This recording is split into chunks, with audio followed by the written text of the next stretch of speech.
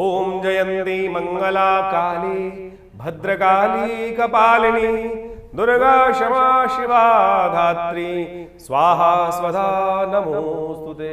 सर्वमंगल मांगल्ये शिवे सर्वार्थ साधिके शरण्ये त्र्यंबके गौरी नारायणी नमोस्तुते।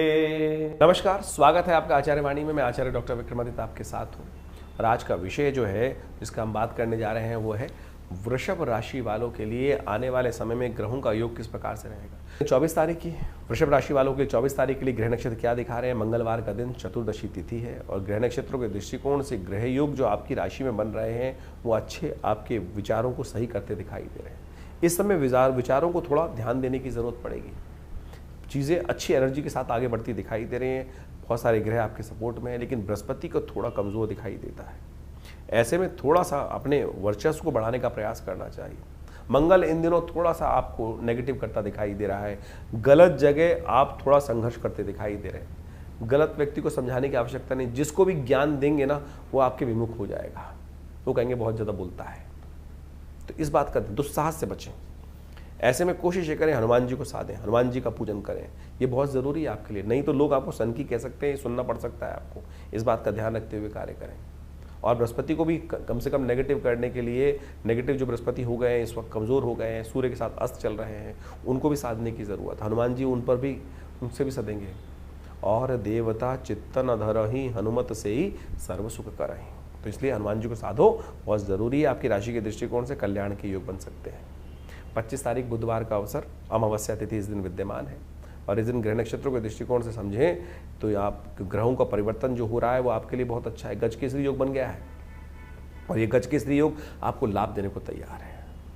और ऐसे में थोड़ा सा आपको ध्यान रखना पड़ेगा, खासतौर पर अपने मूड को फ्रेश रखना पड़ेगा। नेगेटिव सोच हटानी पड़ेगी। जैसा सोचोगे वैसा बन जाएगा। इस वक्त त्रिग्रहों की युति आपके दोषी राशि में बन गई है और ये आपको दिखा रही है पॉजिटिव रहो, नेगेटिव बात मत सोचो।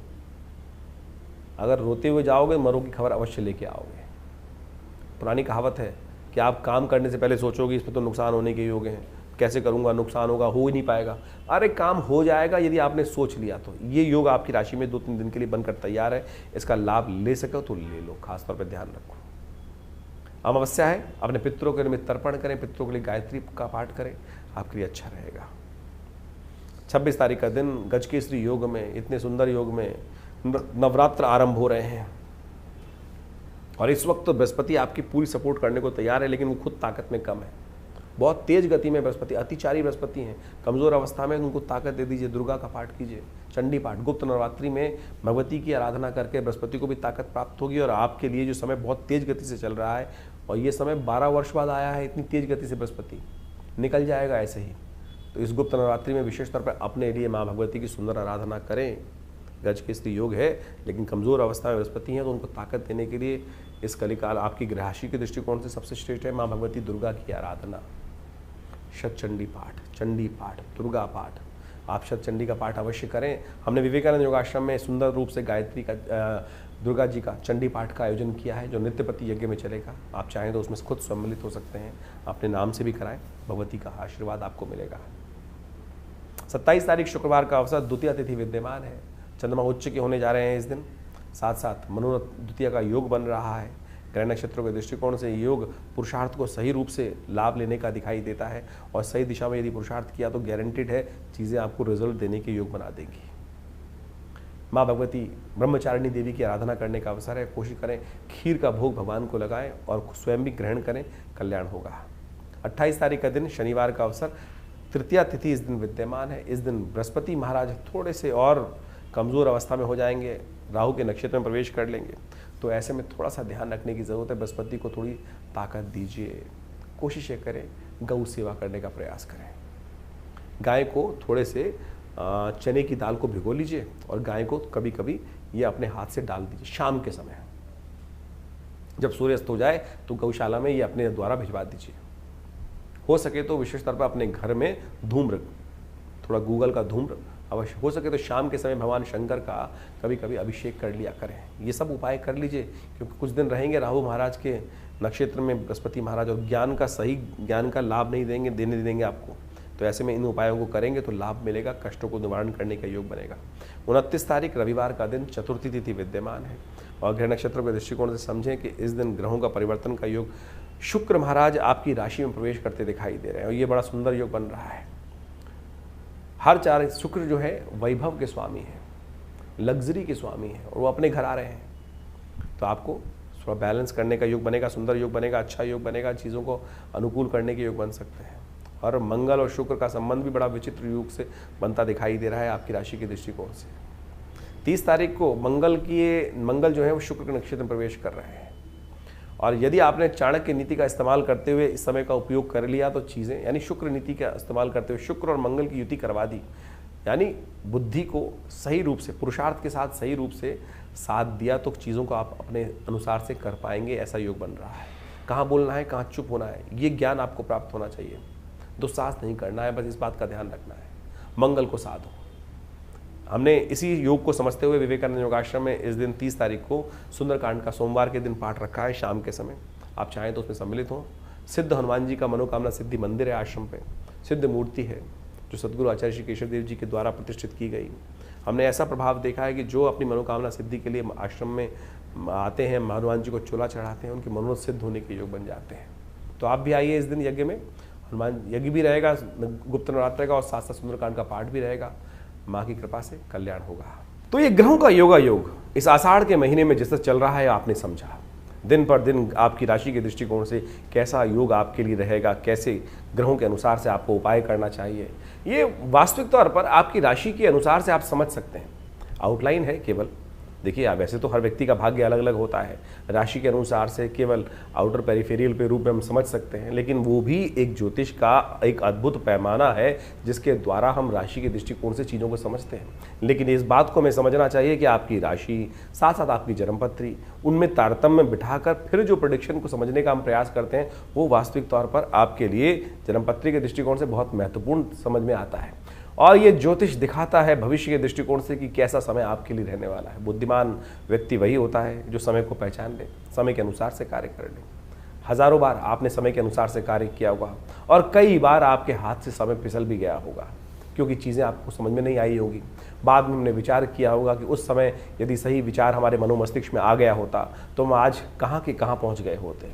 यही है बुद्धिमानी, यही ज्योतिष का नेत्र है, दिव्य नेत्र, जो सही समय पर यदि प्राप्त हो जाए तो चीज़ें आपके किस प्रकार से आपके जीवन में घटित हो सकती हैं। देखिए, बड़े भाग्य मानुष तन पावा, बड़े भाग्य से मनुष्य तन प्राप्त होता है। इसको ऐसे ही केवल भूस में लट मार मार के निकालने की आवश्यकता नहीं है। ज्ञान विज्ञान के उपयोग को अपने जीवन में उतारते हुए, ग्रहों के योगा योग को, दिन पर दिन जो ग्रहों का परिवर्तन है उसको समझते हुए यदि जीवन में हम समय को पहचानते हुए कार्य करेंगे तो जीवन में बहुत तीव्र गति से अपने लक्ष्य की प्राप्ति के निमित्त हम लक्ष्य की तरफ अग्रसित होने के सुंदर कार्य बना सकते हैं। ज्योतिष उसमें एक अद्भुत रूप से लाभ भी दे सकता है समय के अनुसार से। समय समय पर हमने भी अपने चैनल के माध्यम से आपके समक्ष विभिन्न भविष्यवाणियाँ उपस्थित करी हैं। आषाढ़ का महीना जिस प्रकार के योगों को लेकर आया है, षडाष्टक योग, शनि मंगल का योग चल रहा है। इस आषाढ़ के महीने में 5 बृहस्पतिवार का योग बन रहा है। विश्व के दृष्टिकोण से लड़ाइयों का, युद्धों का योग दिखाई दे रहा है। हमने इससे पिछले पूर्व अपने जो वीडियो बनाए थे उसके अंदर ये बात उपस्थित करी थी कि आकाशीय घटनाएं किस प्रकार की बन रही हैं और क्या क्या दुर्घटनाएं घटने के योग हैं। बहुत सी घटनाएं उसके अंदर आपके समक्ष में आई। अभी भी जिस प्रकार के योग हैं, षडाष्टक योग लगातार चल रहा है। विश्व में अशांति का वातावरण बनता दिखाई दे रहा है। युद्ध की स्थिति लगातार भयावह होती दिखाई दे रही है, विश्व में चल रहा है। लोग कह रहे हैं कि ये स्थिति आगे आने वाले विश्व युद्ध की तरफ अग्रसित हो रही है। बिल्कुल सही दिखाई देता है। अभी आज जल्दी ही आपको दिखाई देगा। मुहर्रम का जो वर्ष नया मुस्लिम हिजरी संवत के अनुसार से आरंभ हुआ चाहता है, वो साफ साफ दिखा रहा है कि अभी जिस प्रकार से इस्लामिक देशों को अलग अलग छितरा छितरा हम समझते दिखाई दे रहे हैं, आगे आने वाले समय में इनके ग्रहयोग के अनुसार से सब एक होते दिखाई देंगे।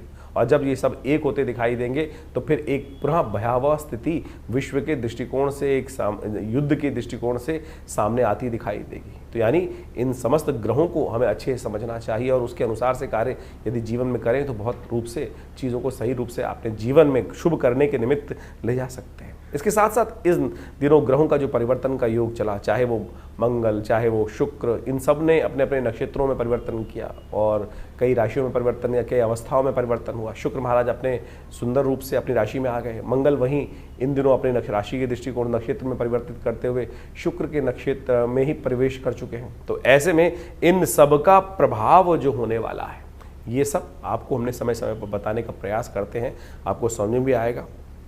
बहुत सारे लोग हैं जो तथाकथित तौर पर कई बार हमारे मनोमस्तिष्क में विडंबनाएं उत्पन्न करने का प्रयास करते हैं। हमारे ज्ञान पर भी कई बार लोग प्रश्न उपस्थित करने का प्रयास करते हैं। आपने जो कार्य जीवन में किया है उस पर भी आपके आसपास के लोग कई बार प्रश्न चिन्ह खड़ा कर देते हैं। उनके चक्करों में न फंसे। अपने शुद्ध ज्ञान को, अपने शुद्ध भारतीय संस्कृति के शुद्ध इस ज्ञान को, ज्योतिष विज्ञान को अपने जीवन में लाभ के निमित्त उपयोग करने से आपको लाभ ही मिलेगा। हमारे पूर्वज इससे अनेक प्रकार से लाभ लेते आए हैं और हम यदि सही समय पर अपने समय को पहचान लें तो सही रूप से अच्छे लाभ ले सकते हैं। आषाढ़ का महीना विशेष तौर पर गुप्त नवरात्रि का काल भी होता है। वर्षा ऋतु आरंभ हो जाती है। ऐसे में वर्षा ऋतु के अनुसार से कभी आकाश में बादल छा जाते हैं और कभी सूर्य निकल कर सामने आ जाता है। तो ऐसे में कई बार जीवन में ग्रहों जो स्थिति होती है ऐसी होती है, कभी बहुत बढ़िया से चल रहा है और कभी कभी ऐसा दिखाई देता है कि असमंजस की स्थिति हो जाती है। ऐसे में गुरु पूर्णिमा का पदार्पण होता है आषाढ़ के महीने में। ऐसे में नवरात्र भगवती की आराधना करने के सुंदर योग भी गुप्त नवरात्रि के रूप में उपस्थित होते हैं। इन सब योगों को हमें अपने जीवन में लाभ के निमित्त उपयोग करने का प्रयास करना चाहिए। जीवन में बड़ी आपाधापी है, भागता चला जा रहा है समय। हमको लगता नहीं है कि समय को हम कैसे अपने काबू में लाएं। जा पर कृपा राम की हुई, ता पर कृपा सब जीवन में हर लोग कृपा करने के योग बना देते हैं, समझे। तो इसलिए राम को प्रसन्न करने का, इष्ट को प्रसन्न करने का प्रयास करें। तो जैसे भी ये न के न प्रकारेण जो भारतीय संस्कृति में योग का योग बनता है, जिस प्रकार से शुभ योग बनते हैं, उसमें हमारे ऋषि मुनियों ने हमें कहा है कि सुंदर रूप से परमात्मा की आराधना करने के लिए, अग्रसित होने के लिए हम बहाना बना लेते हैं। तो ये बहाना नहीं है, ये अपने आप को साधने का तरीका है। तो आषाढ़ के महीने में हमने विवेकानंद योगाश्रम में जैसा आपको अवगत कराया है कि गुप्त नवरात्रि का विशाल यज्ञ रखा है जो 26 तारीख से आरंभ होगा प्रतिपदा से, आषाढ़ के शुक्ल पक्ष की प्रतिपदा से, और पूरे 9 दिन दिव्य यज्ञ चलेगा माँ भगवती दुर्गा के सानिध्य में। जैसा हमने कई बार आपको अवगत कराया है, हमारा दिल्ली में ये सिद्ध स्थल विवेकानंद योगाश्रम मनोकामना सिद्धि मंदिर, भगवती की सुंदर प्रतिमा जो 1947 में जब भारत का विभाजन हुआ, वहाँ पाकिस्तान से हमारे इस घर में पधारी और ये 500 साल पुरानी दिव्य प्रतिमा है और हमारे आश्रम में आज भी वो प्रतिष्ठित है। उनके सानिध्य में ये सुंदर यज्ञ रहेगा।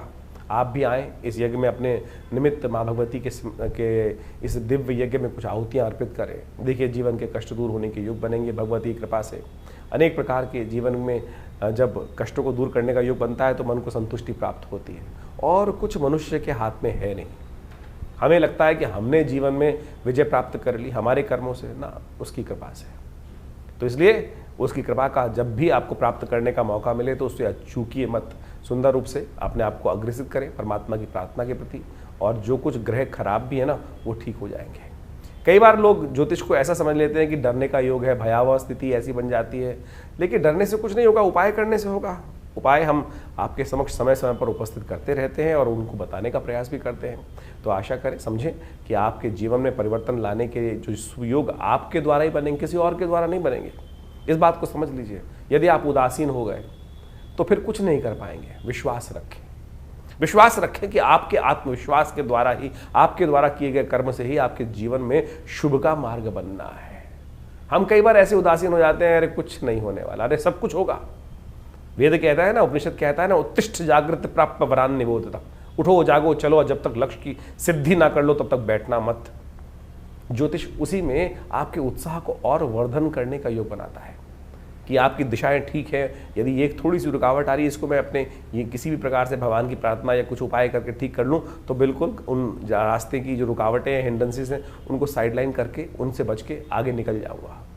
देखिए, देखने का तरीका है, नज़रिया का तरीका है। हम उस नज़रिए को आपके समक्ष रखने का प्रयास करते हैं और आशा करते हैं आप सही रूप से इन चीज़ों को समझकर अपने जीवन में शुभ की तरफ अग्रसित करने के योग बनाएंगे। और हमारा ये आश्रम विवेकानंद योगाश्रम हमेशा आपके साथ बहुत सारे वीडियोस को, बहुत सारे कार्यक्रमों को साझा करता रहता है। आइए विवेकानंद योगाश्रम में जुड़िए इन कार्यक्रमों के साथ और अपनी संस्कृति के सही रूप को पहचानने का प्रयास करेंगे तो अच्छा रहेगा।